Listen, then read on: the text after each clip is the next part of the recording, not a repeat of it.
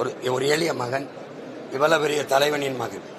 அவன் கழுத்துக்கிட்ட பாருங்க, எல்லாரும் பாருங்க, உலகத்துல மரணத்தை ஊருக்கி ஒரு குப்பியில அடைச்சு கழுத்துல தொங்கப்பட்ட வீரன் என் தலைவன் தான். அவனோட படை தான். எல்லாரும் ஒரு குப்பி போடுவாங்க, அவன் 2 போட்டிருக்கான் பாரு, 2 கை இருக்கு பத்தியில. அந்த வீரனுடைய மகன். நான் என்ன சொல்றேன், நடிகனை நேசிக்கிறவன் யாழ் இல்ல, அங்கிட்டு போ. நாட்டை நேசிக்கிறான்ல, அவன் யாழ், இங்கிட்டு வா. புரியுதா? நடிகனை நேசிக்கிறத நம்ம கவலைப்பட்டுக்கிட்டு கூடாது. நாட்டை நேசிக்கிறவனை பத்தான் கவலை பண்ணும்.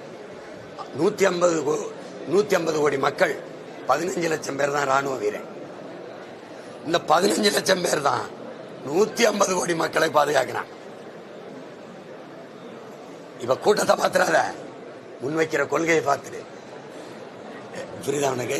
அதனால நீ அதை பத்தி கவலைப்படாத. ஆபத்து தான், அசிங்கம்தான்.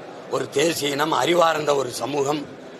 பாரதி, வாவு சிதம்பரனாருங்கிற என் பாட்டேன், பாரதியார் பாட்டேன், தேவனை பாவானர் என் தாத்தேன், இப்படி பெரிய பெரிய மேதைகள் பிறந்த நிலத்துல ஒரு திரைக்கவர்ச்சியில ஓடுறது ஒரு அசிங்கம் தான், ஒரு அவமானம் தான். ஆனா அதை என்ன பண்றது? கொஞ்சம் கொஞ்சமா மாத்தணும்.